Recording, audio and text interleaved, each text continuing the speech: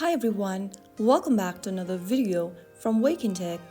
In this tutorial, I'm gonna guide you through how to update apps on your iPhone. To update apps on your iPhone, first of all, launch open the App Store on your iPhone and then go ahead and tap on your profile picture at the top right corner.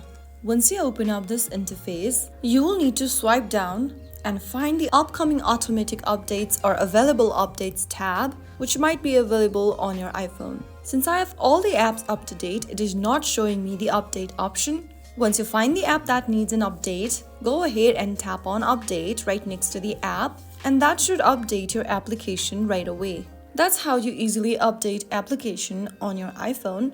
You can also simply go ahead and get to the App Store and then type in the name of the app that needs updating manually in the search box. After searching for the app, you can then find if there is an update button available, and if there is, simply tap update in order to update your application and get the latest feature, bug fixes, and better performance.